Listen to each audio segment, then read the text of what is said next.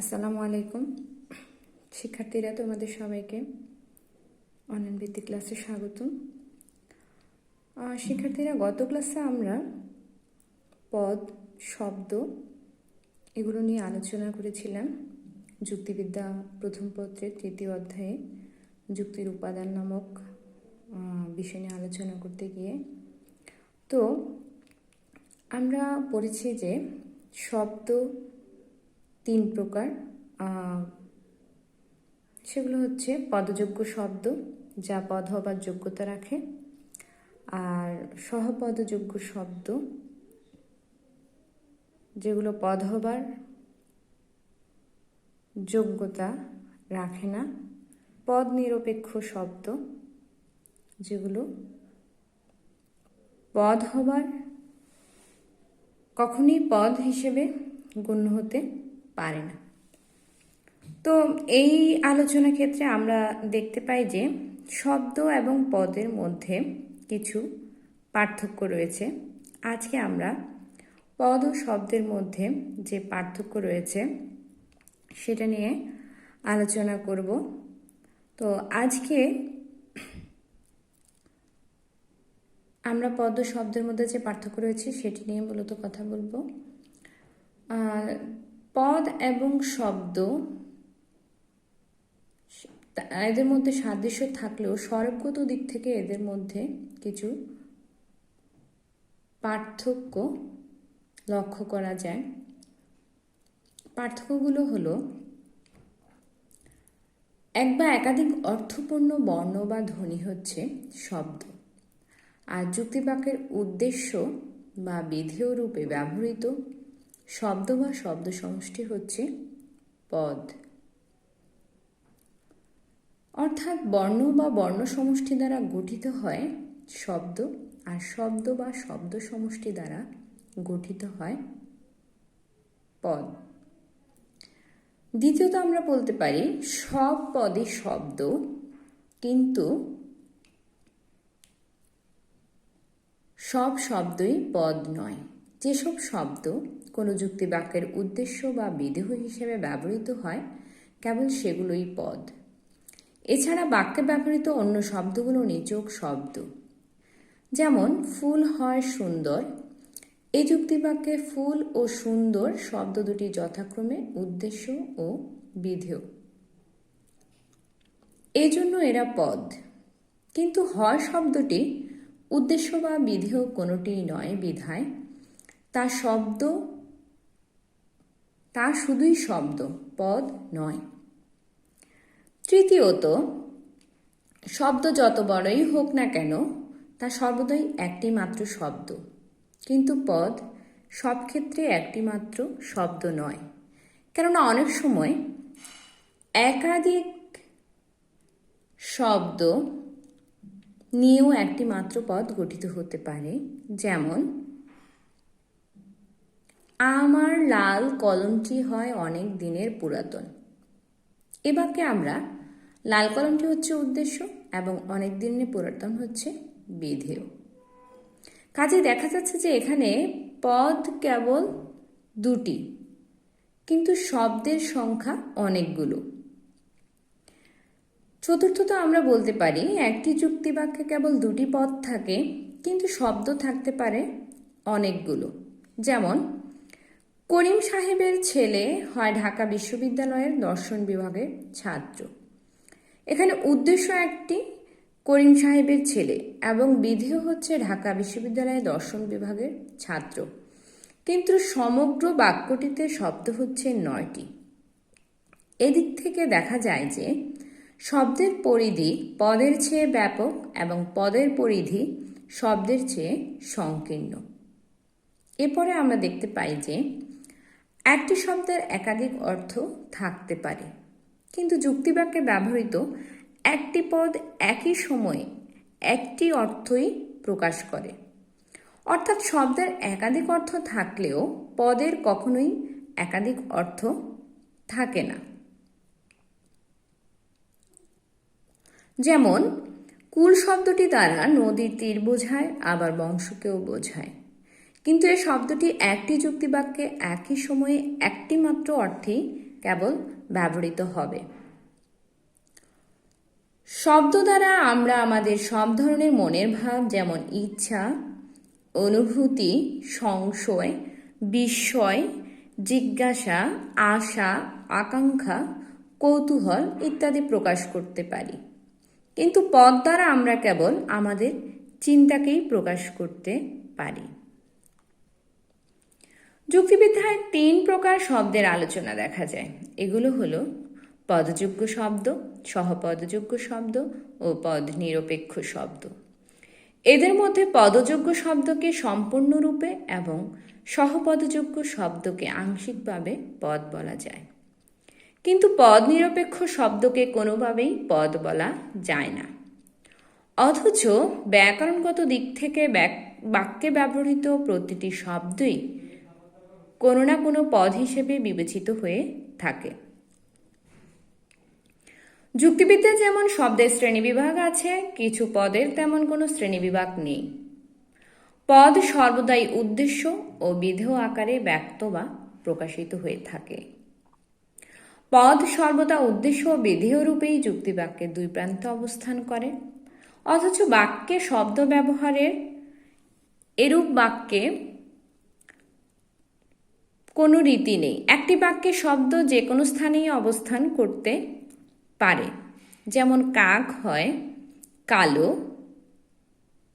এ বাক্যে উদ্দেশ্য হিসেবে কাক শব্দটি এক প্রান্তে এবং বিধেয় হিসেবে কালো শব্দটি অপর প্রান্তে অবস্থান করছে।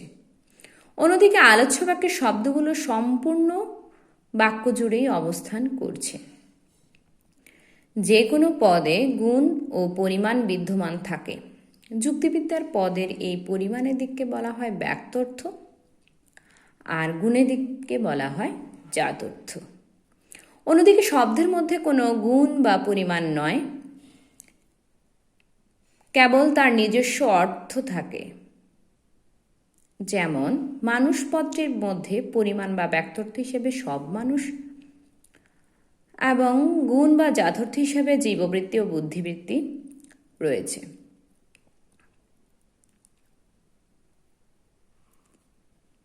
শব্দ হিসেবে এটি কেবল মানুষ নামক একটি শ্রেণীকে নির্দেশ করে।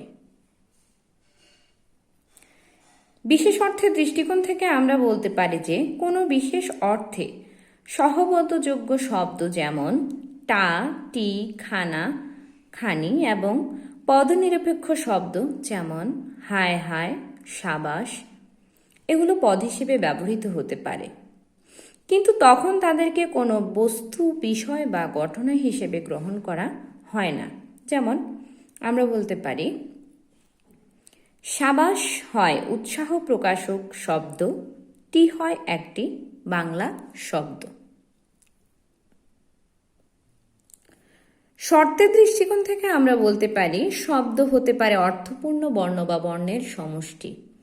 কিন্তু পদের ক্ষেত্রে আরও কিছু শর্ত মেনে চলতে হয়, অর্থাৎ শব্দের তুলনায় পদ হওয়ার জন্য বেশি শর্ত মেনে চলতে হয়।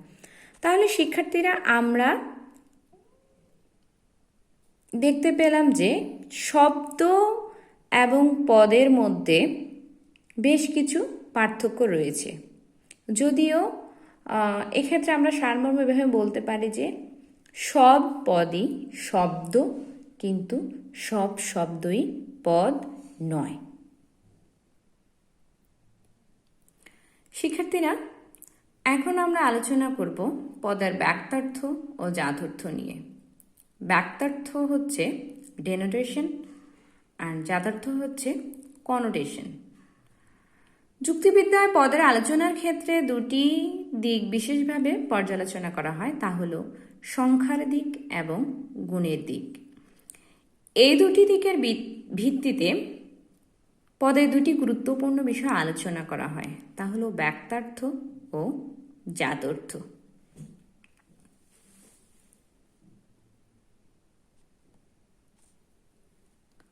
ব্যক্তার্থ ও জাতার্থ। ব্যক্তার্থ হচ্ছে ডিনোটেশন অ্যান্ড জাতার্থ হচ্ছে কনোটেশন।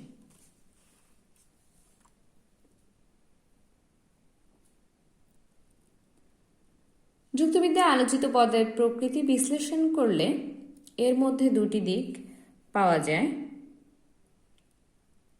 একটি হচ্ছে পদ প্রকাশক বিষয়টির সংখ্যা বা পরিমাণের দিক, অপরটি হচ্ছে আবশ্যিক গুণের দিক। যুক্তিবিদ্যায় পদের সংখ্যা বা পরিমাণ বিষয়টির দিককে বলে বাক্যার্থ এবং গুণের দিককে বলে জাতার্থ। অধিকাংশ পদ, বিশেষত শ্রেণীবাচক পদের মধ্যে বাক্যার্থ জাতার্থ উভয়ই বিদ্যমান থাকে।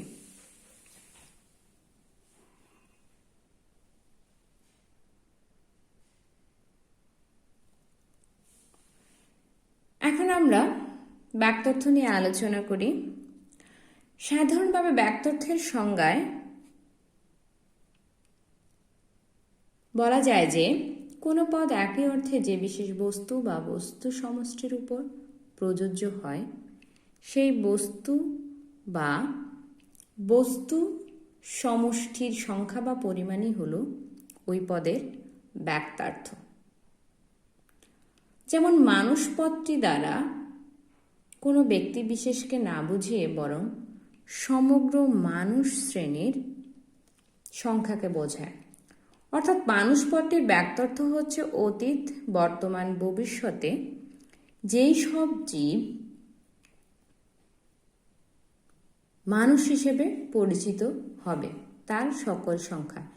এক কথায় বিশ্বের প্রতিটি ব্যক্তি মানুষ যাদের উপর মানুষ পদটি প্রযোজ্য। উল্লেখ্য যে তাৎপর্য অনুসারে বাক্যার্থকে পদের বিস্তৃতি বা extension, domain, scope, breadth, extent বলে অভিহিত করা হয়। জাতার্থ সাধারণভাবে জাতার্থের সংজ্ঞা প্রসঙ্গে বলা যায় যে যখন কোনো পদ বিশেষ বস্তু বা বস্তু সমষ্টির অন্তর্গত সাধারণ আবশ্যিক গুণ বা গুণসমূহকে নির্দেশ করে,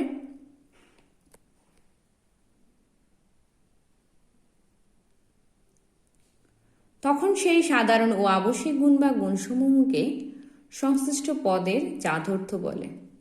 অর্থাৎ জাতার্থ হচ্ছে এমন গুণ যা একটি শ্রেণীর অন্তর্গত প্রতিটি ব্যক্তি বা বস্তুর ক্ষেত্রে বিদ্যমান থাকে, যা অর্থের দিক থেকে অত্যন্ত গুরুত্বপূর্ণ।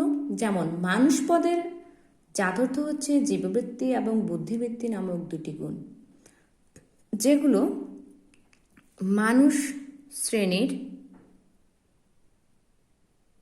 অন্তর্গত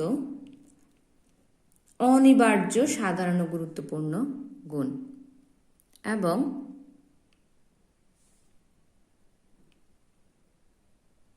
যা মানুষ শ্রেণীর প্রতিটি সদস্যের মধ্যে বিদ্যমান থাকে।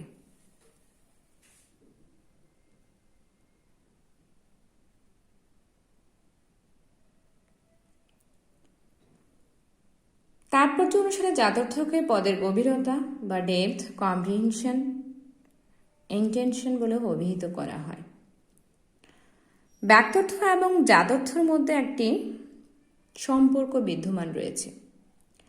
বাক্যার্থ ও জাতার্থের স্বরূপ আলোচনা থেকে একটি বিষয় আমাদের কাছে স্পষ্ট হয়েছে যে অধিকাংশ পদের মধ্যে একই সাথে বাক্যার্থ ও জাতার্থ উভয়ই থাকতে পারে, যার ফলে বাক্যার্থ ও জাতার্থের মধ্যে একটি সম্পর্ক তৈরি হয়।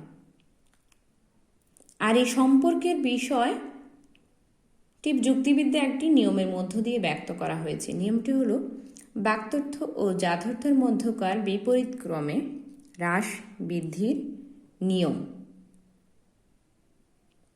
একথা কোনো পদের বাক্যার্থ ও জাতার্থের পারস্পরিক সম্পর্কের পরিপ্রেক্ষিতে এদের মধ্যে বিপরীত ক্রমে একটি কমলে অপরটি বাড়ে। বস্তুত বাক্যার্থ ও জাতার্থের মধ্যে উভয় দিক থেকে হ্রাস বৃদ্ধি ঘটে থাকে। এর জন্য এদের সম্পর্ককে চারভাবে প্রকাশ করা যায়। যেমন এই হ্রাস বৃদ্ধি নিয়মটাকে আমরা এভাবে দেখতে পারি: বাক্যার্থ বাড়লে জাতার্থ কমে, পদের বাক্যার্থ কমলে জাতার্থ বাড়ে। আবার জাতার্থের দিক থেকে আমরা বলতে পারি পদের জাতার্থ বৃদ্ধি পেলে বাক্যার্থ কমে এবং পদের জাতার্থ কমে গেলে বাক্যার্থ বাড়ে। এটাকে আমরা একটা উদাহরণের মাধ্যমে আলোচনা করতে পারি। যেমন আমরা দেখাতে পারি যে সকল জীব, ব্যক্তার্থের ক্ষেত্রে সকল জীব হচ্ছে সংখ্যায় সবচেয়ে বড়, তার থেকে ছোট হচ্ছে সকল জীবকে আমরা বলতে পারি জীব। আর সকল জীবের একটি অংশ হচ্ছে মানুষ। আর মানুষের মধ্যে একটি প্রকারভেদ হচ্ছে সৎ মানুষ। এখন আমরা যখন ব্যক্তার্থের দিক থেকে চিন্তা করব, ব্যক্তার্থের দিক থেকে সবচেয়ে বড় হচ্ছে জীব, কারণ এখানে সকল জীবের কথাই বলা হচ্ছে। কিন্তু যখন আমি তাদের কমন বা আবশ্যিক যে গুণটি ধরব, তখন সেটা হচ্ছে জীববৃত্তি। তার মানে তার মধ্যে একটি গুণ রয়েছে। যখন আমি সকল জীবের কথা বলছি, তখন তাদের মধ্যে সাধারণ যে গুণটি বা আবশ্যিক যে গুণটি রয়েছে সেটি হচ্ছে জীববৃত্তি। যখন আমরা জীব শ্রেণী থেকে একটু কমে চলে আসব, সকল জীবের মধ্যে এক ধরনের জীব হচ্ছে মানুষ, তখন আমরা দেখছি জীব শ্রেণী থেকে ব্যক্তার্থের দিক থেকে বা সংখ্যার দিক থেকে ছোট হচ্ছে মানুষ। কিন্তু যখন মানুষ পদের আমরা জাতর্থ বা মৌলিক গুণ ধরব, সেটি হচ্ছে জীববৃত্তি এবং বুদ্ধিবৃত্তি। তাহলে এখানে আমরা কি দেখলাম? সকল জীবের যে জাতর্থ ছিল শুধু জীববৃত্তি, আর যখন আমরা মানুষের মধ্যে চলে আসলাম তখন তার জাতর্থ বেড়ে গেল জীববৃত্তি এবং বুদ্ধিবৃত্তি। তারপর আমরা মানুষ শ্রেণীর মধ্যে মানুষকে আমরা দুভাগে ভাগ করতে পারি, সৎ মানুষ, অসৎ মানুষ। তাহলে ফুললি যে মানুষ ছিল তার একটি অংশ হচ্ছে সৎ মানুষ। এখন এই সৎ মানুষের যখন আমরা জাতর্থ ধরব, তখন সেই জাতর্থ হচ্ছে জীববৃত্তি ও বুদ্ধিবৃত্তি এবং সততা। তাহলে এখান থেকে আমরা দেখতে পেলাম যে যখন আমাদের ব্যক্তার্থের ক্ষেত্রে ব্যক্তার্থ আমাদের বেড়ে গেল, মানে সংখ্যার দিক থেকে বাড়লো সকল জীব, তখন তার জাতর্থ কম, জীববৃত্তি। যখন আমি সকল জীব থেকে মানুষে চলে আসলাম জীবের একটি অংশ হিসেবে, তখন তার জাতর্থ বেড়ে গেল জীববৃত্তি এবং বুদ্ধিবৃত্তি। আবার যখন আমি তার থেকে আরো কম সংখ্যা বা কম ব্যক্তার্থ সম্পন্ন অংশে আসলাম, সৎ মানুষ, তখন তার জাতর্থ বেড়ে গেল জীববৃত্তি, বুদ্ধিবৃত্তি এবং সততা, তিনটি। তাহলে এখান থেকে আমরা দেখতে পাচ্ছি যে ব্যক্তার্থ বাড়লে জাতর্থ কমে, আর ব্যক্তার্থ কমলে জাতর্থ বাড়ে।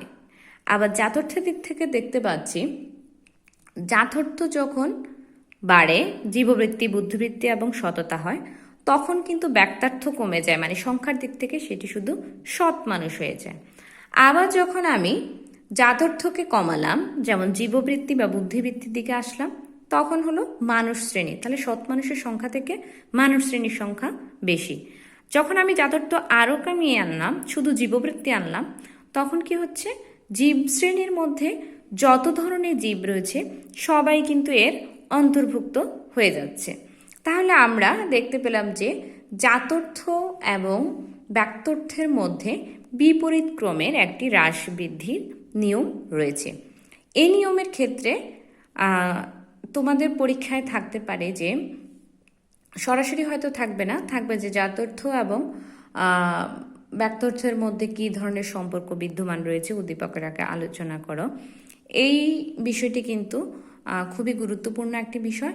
শিক্ষার্থীরা, তোমরা যে কোনো বইতেই এটি দেয়া আছে, তোমরা যদি এটি বই থেকে পড়ো তাহলে আমার আলোচনাটা বুঝতে তোমাদের জন্য আরও সহজ বলে মনে হবে।